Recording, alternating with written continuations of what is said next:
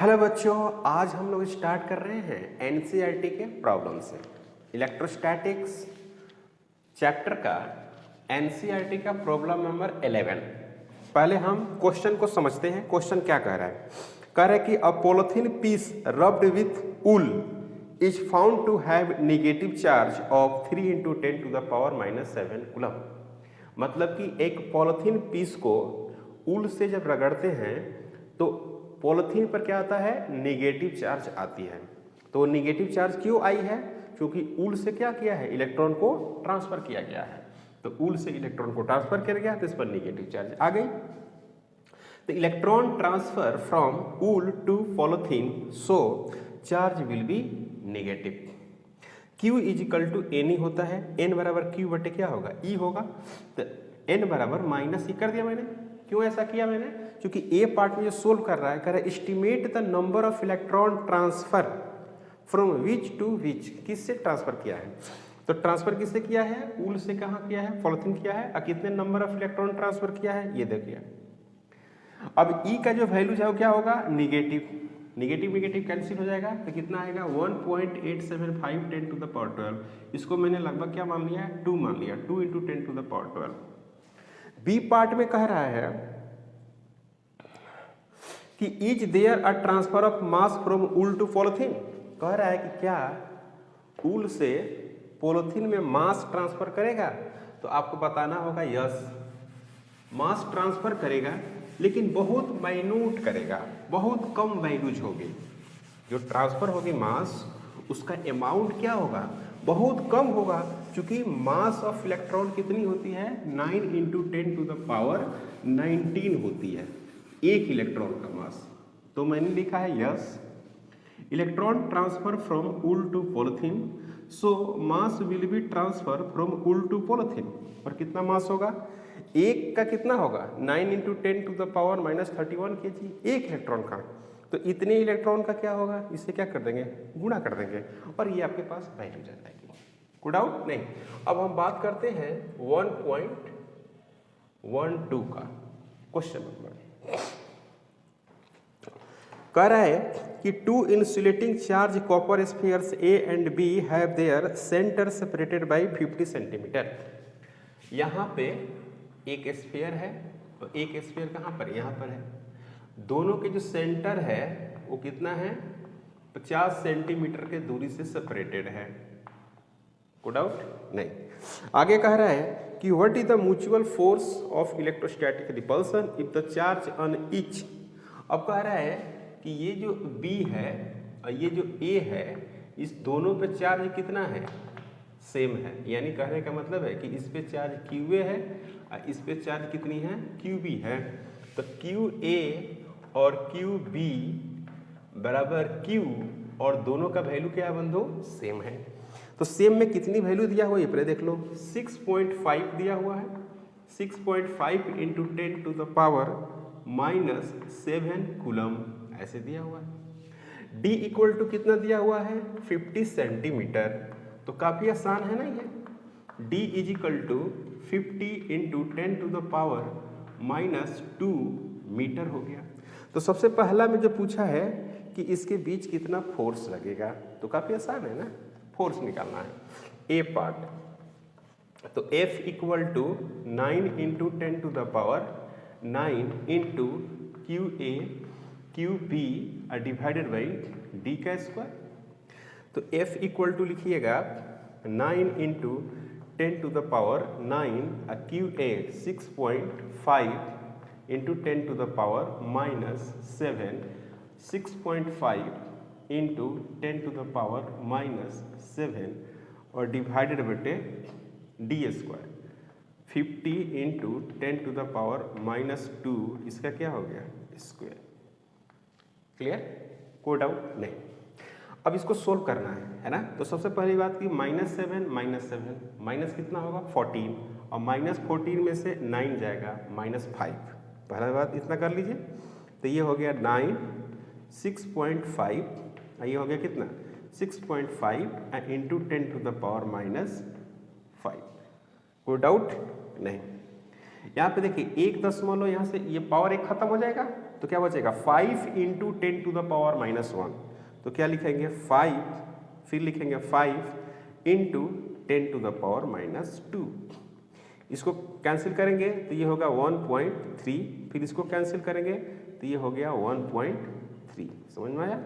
तो ये हो गया कितना 9, ये हो गया कितना 1.3 और 1.3 कितना हो जाएगा 1.69, और उसके बाद होगा कितना 10 टू द पावर -3 न्यूटन। अब इसको क्या कर दो भाई, इसको आप कैलकुलेट करो, है ना, आप इसको कैलकुलेट कर लो, आंसर हो गया। ए पार्ट हो गया। बी पार्ट में क्या कह रहा है ये समझेंगे। बी पार्ट में कह रहा है कि अगर दोनों चार्ज को, है ना, डबल कर दे, मतलब जो दो चार्ज दिया हुआ है उनको क्या करना है डबल, और उसके डिस्टेंस क्या करना है हाफ। ठीक है ना। सवाल देखो क्या है, what is the force of repulsion of each sphere is charge double the above amount and the distance between them half. उसके बीच की जो डिस्टेंस हो गई क्या हो गई हाफ हो गई। यानी कहने का मतलब है कि ये ए है और ये बी है, तो डिस्टेंस जो हो गई वो डी बाई कितनी हो गई 2 हो गई। क्लियर। और जो क्यू ए डैश है वो कितना हो गया 2 इंटू क्यू ए हो गया, और जो क्यू बी डैश है वो क्या हो गया 2 इंटू क्यू बी हो गया। ये समझ में आपको आ गया। ओके, तो हमारे पास अब फोर्स भी बदल जाएगा, तो F dash equal to 9 into 10 to the power 9 into क्या हो जाएगा Q A dash into Q B dash divided बटे डी बाई 2, इसका क्या लिखेंगे स्क्वायर। तो F dash is equal to ऐसे लिख सकते हैं 9 into 10 to the power 9 into 2 Q A into 2 Q B divided by D square divided by 4। तो इसको ऐसे लिख सकते हैं F dash 9 into 10 to the power 9 into Q A into Q B divided by D square into 2 into 2 4, आइए 4 ऊपर जाएगा तो कितना हो जाएगा 60, और ये हो गया कितना, ये है एफ इंटू 16, यानी एफ का वैल्यू कितनी है, एफ का वैल्यू ये निकाले हैं, ये एफ की वैल्यू है पहले वाले कंडीशन में, है कि नहीं। तो पहले वाली कंडीशन में एफ का वैल्यू कितना है 9 into 1.69 into 16 into 10 to the power -3 newton. दोनों चार्ज पॉजिटिव है, फोर्स रिपल्सिव होगी। यहाँ भी दोनों चार्ज पॉजिटिव है, फोर्स रिपल्सिव होगी। इसमें कोई आपको डाउट है? कोई डाउट नहीं। तो आप इसको नोट कर लीजिए और सेल्फ अपने से सॉल्व करेंगे। क्लियर है। नेक्स्ट जो क्वेश्चन है 1.13 जो क्वेश्चन है, क्वेश्चन तो यही है लेकिन उसमें थोड़ा सा चेंजिंग किया है, और जो 1.13 क्वेश्चन है वो आपको जेईई मेन में पूछ चुका है। आप क्वेश्चन बैंक देखेंगे या नीट के पेपर देखेंगे तो आपको उसमें क्वेश्चन मिल जाएगा कि ये क्वेश्चन पूछा हुआ है। समझ में आ रही बात। तो अब हम क्या कर रहे हैं कि क्वेश्चन 1.13 क्वेश्चन पढ़ रहे हैं, प्रीवियस ईयर क्वेश्चन ही है। कह रहे कि suppose the sphere A and be in exercise 1.12, यानी कह रहा है कि 1.12 था उसी की यही बात कर रहा है। ठीक है। तो ये हो गया बी और ये हो गया ए, स्फीयर था। इस पे जो चार्ज थी वो भी क्यू थी, इस पे भी चार्ज जो थी वो भी क्या थी क्यू थी। क्लियर है। यहाँ पर लिख दीजिए ये क्यू, यहाँ पे क्या है क्यू। अब सही है। ठीक है। अब कह रहा है have the identical size a third sphere of the same charge but a same sphere same size but uncharged is brought। अब कह रहा है कि यहाँ पर एक हम चार्ज रख रहे हैं जिसका नाम C है और इस पे कोई चार्ज नहीं है, जीरो है। कह रहा है कि इसको हम कांटेक्ट में ला रहे हैं, पहले इसको कांटेक्ट में ला रहे हैं। तो कांटेक्ट में लाएंगे तो क्या होगा Q प्लस 0 डिवाइडेड बटे 2। समझ में आया। इसका मतलब यही हुआ। और फिर उसके बाद क्या हो रहा है कांटेक्ट को खत्म कर दिया तो कुछ ऐसा बन जाएगा। ये है A, ये है आपको C और ये है आपका B। तो यहाँ पर चार्ज कितना है Q, और यहाँ पर क्या आ गया Q/2, और यहाँ पर भी आ गया Q/2। कनेक्शन खत्म कर दिया। अब क्या कह रहा है, brought in contact with the second and finally remove. अब कह रहा है कि जब इससे कॉन्टेक्ट में ला रहे हैं, इसके साथ कॉन्टेक्ट में ला रहे हैं, तो अब इसके साथ कॉन्टेक्ट में ला रहे हैं तो चार्ज कैसे होगा, स्पेस पे चार्ज कैसे जाएगा, Q/2 plus Q divided by 2। तो इसको सोल्व करोगे तो क्या मिलेगा, 3Q डिवाइडेड बाई 2। अब पहले से एक 2 है तो ये हो गया 4। मेरे कहने का मतलब है कि जो चार्ज आ रहा है A, यहाँ पर क्या है C, और यहाँ पर क्या है B, ये हो गया B, ये हो गया C, और ये क्या हो गया A। तो इस पे जो चार्ज आया है वो आया है Q/2, इस पे जो आया है वो कितना आया है Q/2, और इस पे जो आया है वो आया है 3Q/4। अब कह रहा है कि इसको क्या करना है, अब रिमूव करना है ना, इसको क्या करना है, रिमूव। इसको क्या कर रहा है, निकाल ले रहा है बीच से।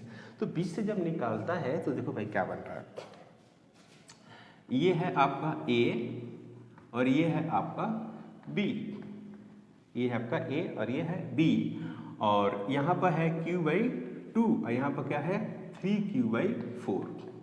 ठीक है, तो आप ऐसे लिख सकते हो, ये हो गया B और ये हो गया A, QA बटे, है ना, या आप ऐसे भी कर सकते हो, बाद में पुट कर देना, ऐसे कोई प्रॉब्लम नहीं है ना।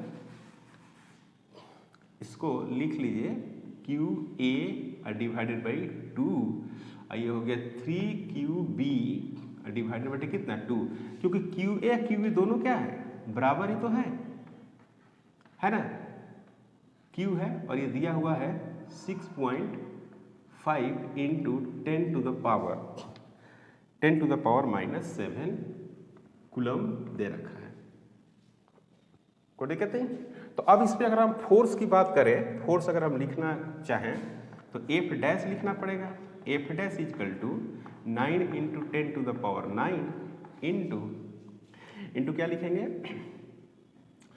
यहाँ पर लिखेंगे QA divided by 2 into 3QB divided by 4 होगा, यहाँ पर देखो 4 होगा, है ना, यहाँ पर क्या होगा भाई 4, है ना, 4 है, यहाँ पर क्या हो गया 4, और डिवाइडेड बटे क्या होगा D का स्क्वायर। तो F dash is equal to 9 into 10 to the power, तो 9 लिखेंगे ही, QA का वैल्यू लिखेंगे 6.5 इंटू 10 टू द पावर -7, फिर लिखेंगे 6.5 into 10 to the power -7 divided बटे 50 इंटू 10 टू द पावर -2, इसका क्या लिखेंगे, स्क्वायर लिखेंगे, और इंटू क्या लिखेंगे 3/, ध्यान दीजिएगा 3/8 लिखेंगे। तो ये तो वैल्यू आपको 9 into 1.69 into 10 to the power -3 आया था, इसको सोल्व किया था तो याद है। इसमें क्या करते हैं 3/8 से क्या करते हैं, गुणा कर देते हैं, तो ये आ जाएगा आपको, इसको अगर सोल्व करते हैं इसको तो आएगा आपको 18, ये हो गया 1.69 डिवाइडेड बटे 8 into 10 to the power -3 newton, इतना आएगा। मतलब कि 8 टाइम्स है ना, सॉरी 3/8 टाइम्स 4 क्या कर रहा है, फोर्स घट रहा है, 3/8 टाइम्स फोर्स क्या कर रहा है, डिक्रीज कर रहा है। ये समझ में आया आपको। तो ये रहा कूलम्स लॉ पर ये सवाल NCERT में। अब हम क्या करते हैं, कुछ इंपॉर्टेंट बात करते हैं, मतलब थ्योरी को हम आगे लेकर चलते हैं। थ्योरी में क्या है जरा समझिएगा, हम पढ़ने जा रहे हैं जो कूलम्स का जो हम लोग लॉ पढ़ते हैं वो एक्चुअली पॉइंट चार्ज के लिए पढ़ते हैं, लेकिन अब हम जो पढ़ने जा रहे हैं वो कंटिन्यूअस बॉडी के लिए पढ़ रहे हैं, यानी बहुत सारे उसमें है ना, रॉड रहेगा, रिंग रहेगा, इसके चलते। तो हम बात करते हैं डिस्ट्रीब्यूशन ऑफ चार्ज, समझिएगा थोड़ा सा, बहुत इंपॉर्टेंट है, डिस्ट्रीब्यूशन ऑफ चार्ज का डिस्ट्रीब्यूशन। तो सबसे जो पहला है उसका नाम है लीनियर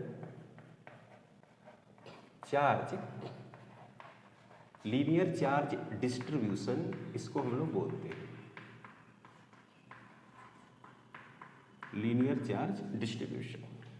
इसका सिंबल जो होता है कुछ ऐसा, इसको हम लोग लैम्ब्डा पढ़ते हैं, लैम्ब्डा, और ये लैम्ब्डा बराबर जो होता है मतलब कि linear charge distribution, lambda is equal to, है ना, mass by length, mass by क्या लिखते हैं, लेंथ लिखते हैं, यानी lambda is equal to M divided by L.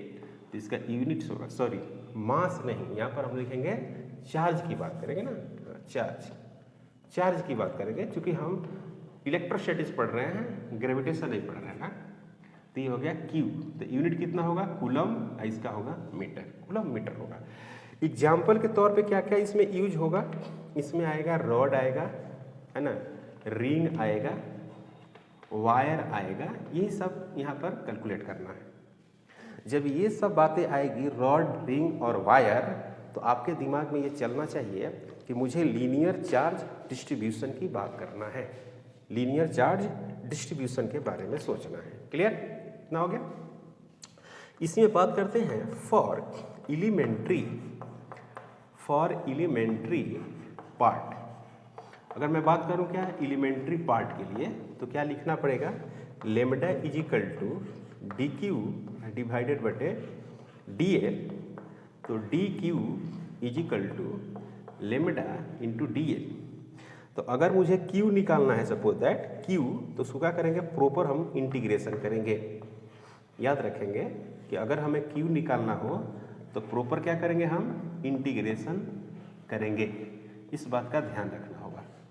अगर लेमडा लेंथ पर डिपेंड करता हो तो इंटीग्रेशन करके हम लोग चार्ज का वैल्यूज कैलकुलेट करते हैं। ये बहुत ही इम्पोर्टेंट कंसेप्ट है और इसकी काफ़ी यूज है, इसकी यूज भी काफ़ी हम लोग करेंगे। नेक्स्ट है, दूसरा है सरफेस चार्ज डेंसिटी, ये surface charge distribution, surface charge distribution. तो सरफेस चार्ज डिस्ट्रीब्यूशन में, है ना, सरफेस चार्ज डिस्ट्रीब्यूशन, इसको सिंबल देते हैं सिग्मा, ऐसे 6 की तरह सिग्मा देते हैं। तो ये जो सिग्मा होता है वो होता है charge by area, charge divided बटे क्या होती है, एरिया होती है।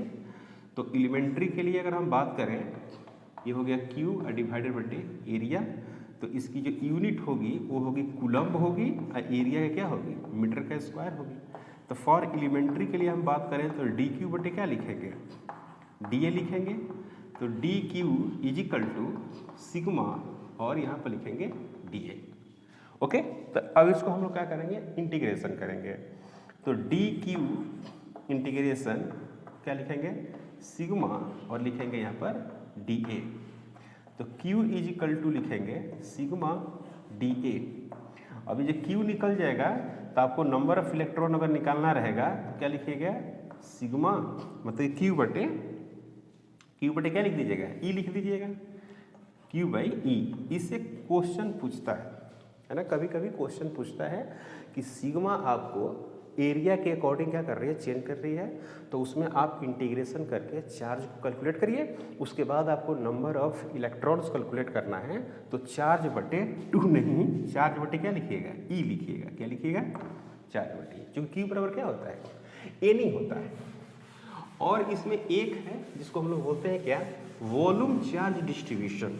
इसका नाम क्या है भाई, वॉल्यूम चार्ज डिस्ट्रीब्यूशन। तो वॉल्यूम चार्ज डिस्ट्रीब्यूशन की अगर हम बात करें तो कुछ ऐसा है, वॉल्यूम चार्ज डिस्ट्रीब्यूशन, है ना, वॉल्यूम चार्ज डिस्ट्रीब्यूशन, और इसका सिंबल होता है रो, है ना। तो ये हो गया आपको charge by volume, charge by volume यानी Q डिवाइडेड बटे V, और इसको लिखते हैं यूनिट कूलम बाई मीटर का Q। इसमें जो आता है वो डिस्क होता है, डिस्क एग्जाम्पल में लेंगे प्लेट, है ना, कोई सरफेस एरिया होगी जिनकी अच्छी खासी अपनी सरफेस एरिया होगी और उसके कंपैरिजन में उसकी मोटाई जो होगी वो बहुत क्या होगी, कम होगी, तो हम लोग ऐसे बात करेंगे। कूलम बटे मीटर क्यूब मैंने लिखा है, तो इसमें एग्जाम्पल में आएगा सॉलिड स्फीयर, जो सॉलिड बॉडी है उस तरह की बॉडी आपको आएगी इसमें। तो अब यहाँ पर है कि फॉर एलिमेंट्री के लिए अगर हम बात करें तो डी क्यू डिवाइडेड बटे डी भी, तो यहाँ पर लिख सकते हैं D Q is equal to rho, और क्या लिखेंगे डी भी, और इसको प्रॉपर जब हम क्या करेंगे इंटीग्रेशन करेंगे तो यहाँ पर क्या होगा, रो होगा और ये डी भी होगी, और क्यू बराबर क्या होगी, रो होगी और डी भी होगी, है ना। सेम इसी में अगर आपको नंबर ऑफ इलेक्ट्रॉन्स निकालना है तो क्यू बटे क्या कर दीजिएगा, ई कर दीजिएगा। हमारे पास एक क्वेश्चन है, देखिए क्वेश्चन क्या है, और बहुत सुंदर क्वेश्चन है। क्वेश्चन है कि आपको निकालना है number of electrons, number of electrons calculate कर, इसको मिटा देते हैं, है ना। जो बच्चे 12th पास कर चुके हैं वो तो ये सब देखे ही होंगे, है ना, थ्योरी टाइप का ये सब छोटी छोटी चीज़ें देखे होंगे। जो 12th नहीं पास किए होंगे उनके लिए मैं बता ही रहा हूँ, है ना। तो क्वेश्चन है कि find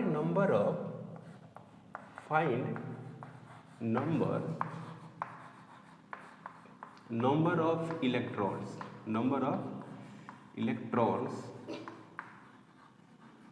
in disc of radius, disc क्या है, डिस्क ऑफ रेडियस, रेडियस दिया हुआ है capital R, where sigma equal to sigma naught plus के आर, ऐसे where sigma naught and K R constant,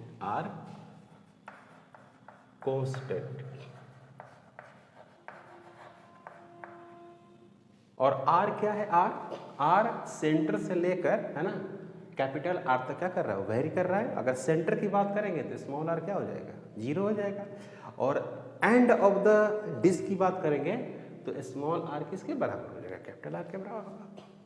तो इसका मुझे निकालना है नंबर ऑफ इलेक्ट्रॉन्स। तो नंबर ऑफ इलेक्ट्रॉन्स हमको अगर निकालना है तो मुझे किसकी नॉलेज होनी चाहिए, चार्ज की नॉलेज होनी चाहिए। किसकी नॉलेज होना चाहिए, चार्ज। तो चलो भाई, ये हो गई क्या, ये हो गई डिस्क, ठीक है, ये डिस्क है। इस डिस्क की जो रेडियस हो क्या है, कैपिटल आर है, क्लियर। ये डिस्क है, इसकी रेडियस कितनी है, कैपिटल आर। अब हम क्या कर रहे हैं कि यहाँ से, है ना, स्मॉल आर डिस्टेंस पर जाते हैं, एक छोटा सा small elementary part D R width का काटते हैं। समझ में आ रहा है, ये क्या हो गया, ये हो गया डी आर। समझ में आ रहा है, ये क्या हो गया भाई, डी आर हो गया। ये है डी आर, इसकी जो एरिया है वो क्या है, डी ए है। तो मुझे क्या निकालना है, अभी बताया था मैंने, sigma is equal to D Q upon D A. तो D Q is equal to क्या लिखना है, सिग्मा इंटू डी ए। तो मुझे क्या चाहिए, मुझे चाहिए डी ए। सबसे इंपॉर्टेंट काम क्या है, डी ए कैलकुलेट करना, डी ए। तो डी ए कैसे कैलकुलेट करेंगे, क्या समझिए, यहाँ से यहाँ तक की एरिया क्या हो जाएगी, ये पूरा एरिया क्या हो जाएगी, अंदर वाली पाई स्मॉल आर का स्क्वायर, है ना। यहाँ से यहाँ तक की एरिया क्या होगी, pi small R plus D R का स्क्वायर, है कि नहीं। तो डी ए कितना होगा, डी ए जो होगा A final minus A initial. अब आपको लगता होगा कि फाइनल कौन है, तो फाइनल यहाँ वाला है, इनिशियल कौन है, ये वाला है। तो हम ऐसे लिखते हैं, पाई आर प्लस डी आर इसका स्क्वायर माइनस पाई आर का स्क्वायर। कितने लोगों को ये समझ में नहीं आया है ना। जितने लोगों को समझ में नहीं आएगा ना, कमेंट जरूर करेंगे ना, वहाँ पर मेंशन करेंगे कि हमको ये समझ में नहीं आया है। अब देखो ये कैसे निकला है, यहाँ से यहाँ तक कितना है, आर है, और ये वाली चौड़ाई कितनी है, डी आर है। तो यहाँ से यहाँ तक अगर हम जाते हैं तो क्या होगा, आर प्लस डी आर होगा कि नहीं होगा। तो मैंने लिख दिया ना पाई आर प्लस डी आर उसका स्क्वायर, और यहाँ से यहाँ तक है पाई आर प्लस डी आर, यहाँ से क्या है पाई आर। तो ये वाला वैल्यू हटा देंगे इसमें से, पूरा वाला में से, तो ये निकल जाएगा। तो इसको हम लोग सोल्व करेंगे तो डी ए यहाँ लिखेंगे, पाई को बाहर करेंगे है ना, इसको क्या करते हैं आर का स्क्वायर प्लस डी आर का स्क्वायर प्लस टू आर और डी आर माइनस आर का स्क्वायर। तो ये और ये तो कैंसिल हो गया, और डी आर जो है डी आर का स्क्वायर लगभग क्या होगा 0 होगा, क्योंकि ये क्या है वेरी स्मॉल है। ये समझ में आ रहा है, बहुत छोटा है ये। डी आर का स्क्वायर इज वेरी स्मॉल, तो इसमें लिखेंगे क्या डी ए इक्वल टू पाई लिखेंगे, और क्या लिखेंगे ये 0 हो गया तो यहाँ पर लिखेंगे 2r और dr। तो यहाँ पर हो गया 2 पाई r और dr, ये हो गया dl। और सिग्मा इक्वल टू कितना है, सिग्मा इक्वल टू है sigma naught plus k into R. R initial कितना होगा 0 सेंटर, और फाइनली कहाँ चला जाएगा आर फाइनल वेरी करेगा कैपिटल आर। तो मैंने फार्मूला पढ़ा है कि Q is equal to sigma, और क्या लिखते हैं डी ए लिखते हैं। तो Q इज इक्वल टू हो गया सिग्मा, सिग्मा का मतलब हुआ सिग्मा नॉट प्लस के आर ब्रैकेट, और क्या लिखेंगे 2 पाई आर और डी आर, और आर इनिशियल, और क्या लिखेंगे आर फाइनल। ये समझ में आया आपको। आप देख लो भाई, इसमें कोई डाउट, इसमें कोई डाउट नहीं है ना, तो आप इसको देख लो ध्यान से ना। मैं क्वेश्चन को हटा देता हूँ, क्वेश्चन मैंने हटाया है, जो मैंने डिस्कशन किया है वो नहीं हटाया। ओके, क्वेश्चन हटा दिया मैंने। अब यहाँ से हम क्या करते हैं Q इज इक्वल टू क्या कांस्टेंट है आपके पास, पहले तो 2 पाई कांस्टेंट है, तो इसको हम बाहर आराम से निकालेंगे 2 पाई, और इसको इसमें आकर मल्टीप्लाई हो जाएगा, तो सिग्मा नॉट फिर कांस्टेंट है तो इंटीग्रेशन से भी बाहर हो जाएगा, आर और डी आर हो जाएगा। समझ में आया, यहाँ पर आर डी आर अंदर आएगा इंटीग्रेशन के साथ में, तो सिग्मा नॉट कांस्टेंट है तो ये बाहर हो जाएगा, ठीक है, प्लस के फिर बाहर हो जाएगा, और यहाँ पर क्या लिखेंगे पहले से आर था यहाँ पर आर एक है, तो कितना हो जाएगा आर का स्क्वायर। तो ये हो गया आर का स्क्वायर, और ये हो गया डी आर। तो 0 से कितना हो गया कैपिटल आर, और ये हो गया 0 से लेकर कैपिटल आर। क्लियर। अब इसको हमको मिटाना पड़ेगा, क्योंकि लिखने में प्रॉब्लम हो रही है, बोर्ड छोटा है इसीलिए। तो इसको मिटा देते हैं। तो अब यहाँ पर क्या होगा Q is equal to 2 pi, okay, और यहाँ पर लिख सकते हैं क्या सिग्मा नॉट, है ना, ये हो गया क्या आर का स्क्वायर डिवाइडेड बाय 2, 0 से कैपिटल आर, प्लस यहाँ पर लिखेंगे क्या के और आर का Q डिवाइडेड बाय 3, और 0 से कहाँ तक कैपिटल आर। तो यहाँ पर लिखेंगे Q इज इक्वल टू 2 पाई, यहाँ पर लिखेंगे सिग्मा नॉट, यहाँ पर होता है आर का स्क्वायर हो जाएगा, आर का square divided by 2 minus 0 plus K, और यहाँ पर क्या हो जाएगा R Q divided by 3 minus 0, 3 minus कितना 0 आएगा। कोई डाउट नहीं, यहाँ तक कोई डाउट नहीं। तो अब क्या करते हैं,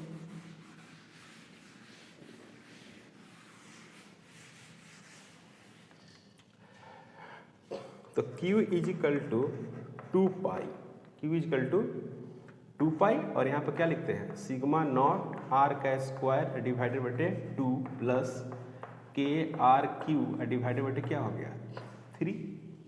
तो Q बराबर क्या होता है n इंटू ई होती है, तो n इज इक्वल टू जो हो गई वो हो गई क्या Q बाई ई। तो n इक्वल टू Q का वैल्यू है 2 पाई, यहाँ पर लिख देते हैं क्या e, और यहाँ पर लिखेंगे सिग्मा नॉट डिवाइडेड बटे 2 प्लस के आर डिवाइडेड बटे 3, और यहाँ पर हो जाएगा कितना आर का स्क्वायर। ये था, कठिन नहीं था, ऐसा नहीं कि कठिन है ना। अगर आपको मैथमेटिकल अप्रोच अगर मालूम है तो आपको आसानी से आप सोल्व कर सकते हैं। ठीक है, मिटाता हूँ उसको। अब देखिए लास्ट लेक्चर में हम लोग जो पढ़े थे वो पढ़े थे कि फोर्स जो पढ़े थे वो मीडियम, हमको ये पता है कि फोर्स जो है वो मीडियम पे भी डिपेंड करती है। हमने ऐसे पढ़ा था कूलम्स लॉ में, कूलम्स लॉ ऐसे पढ़ा था। F इक्वल टू मैंने लिखा था 9 into 10 to the power 9 into Q1 Q2 divided बटे आर स्क्वायर, ऐसे पढ़ा था मैंने। तो ये जो पढ़ा है फोर्स ना, ये एयर के लिए है। किसके लिए है? एयर के लिए। यानी इसको ऐसे भी लिख सकते हैं 1/4 पाई ऑप्सिलॉन नॉट Q1 फिर Q2 डिवाइडेड बाई आर का स्क्वायर, जिसमें ऑप्सिलॉन नॉट को लिखते हैं 8.854 10 to the power -12 coulomb square per newton, newton metre square, coulomb square per newton metre square, इसको आप ऐसे लिख सकते हैं। ओके, अब इसी को यहाँ पर पुट करोगे ना, पाई का वैल्यू 3.14, अब इसको पुट करोगे तो आपको रिजल्ट आ जाएगी ये वाली। तो ये एयर के लिए हो गया। तो एफ हम बात करते हैं मीडियम, तो इतना बड़ा ना लिखकर हम एफ एम लिखने वाले हैं, है ना। तो एफ जो एम है वो ऐसे है 1/4 पाई ऑप्सिलन Q1 Q2 डिवाइडेड बटे आर स्क्वायर या डी स्क्वायर। तो आप इसको ऐसे लिख सकते हैं, एफ जो मीडियम है उसको ऐसे लिखेंगे 1/4 pi epsilon not epsilon R Q1 Q2 divided बटे आर का स्क्वायर, क्योंकि epsilon equal to epsilon not और ऑप्सिलन आर होता है। तो एफ जो मीडियम है वो क्या हो गया 1/4 pi epsilon not Q1 Q2 divided बटे आर का स्क्वायर इंटू 1 बटे क्या लिखिएगा ऑप्सिलन आर, और इसको क्या लिखिएगा ऑप्सिलन, इसको एयर लिखिएगा कि नहीं लिखिएगा ये वाला पार्ट को, और यहाँ पर हो गया ऑप्सिलन आर। ठीक है, अब यहाँ पर जरा समझने वाली बात है। अब यहाँ पर हमको समझना है, क्या समझना है जरा समझिए कि जो ऑप्सिलन आर की जो वैल्यू होती है वो 1 होती है, किसके लिए? एयर के लिए, है कि नहीं। उसी तरह से ऑप्सिलन आर का जो वैल्यू होती है वो 6 होती है, किसके लिए? माइका, माइका एक मटेरियल है ना। जब दो चार्ज के बीच में अगर हम इसको रखेंगे ना तो फोर्स को क्या करेगा? घटाएगा, और कितना घटाएगा? 6 टाइम्स घटा देगा ना, यहाँ से 6 पर डिवाइड हो जाएगा। एयर में तो एफ एयर है ही, उसका 1 रहेगा। उसी तरह से ऑप्सिलन आर का वैल्यू 81 वाटर के लिए होता है, वाटर के लिए क्या होता है? 81 होती है। तो ऐसा नहीं कि सब रटना है ना, ये आपको क्वेश्चन में दिया रहेगा। तो कहने का मतलब है कि इन अदर मीडियम फोर्स क्या हो जाएगा? घट जाएगी। अदर मीडियम में फोर्स क्या होगी बच्चों? घटेगी। तो यहाँ पर हमने यही सीखा है कि now from above concept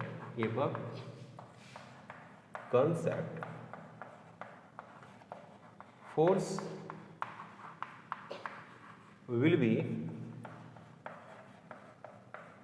decreases in other medium,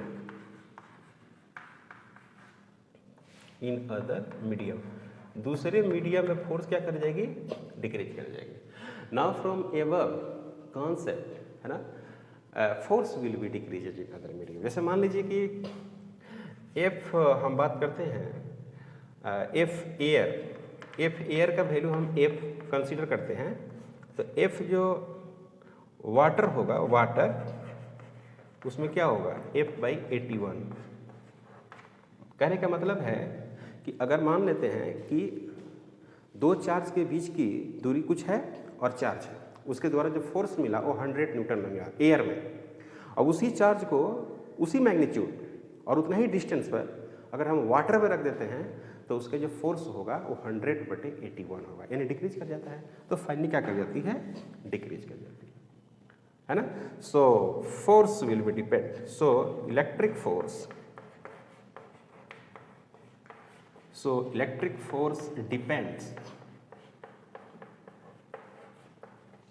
depends on क्या? मीडियम, किस बात पर डिपेंड करती है? मीडियम पर। So electric force depends on medium. आज हम यहीं पे स्टॉप करते हैं। अगर आप हमारे चैनल पर नए हैं प्लीज़ सब्सक्राइब करें, शेयर करें। Thank you.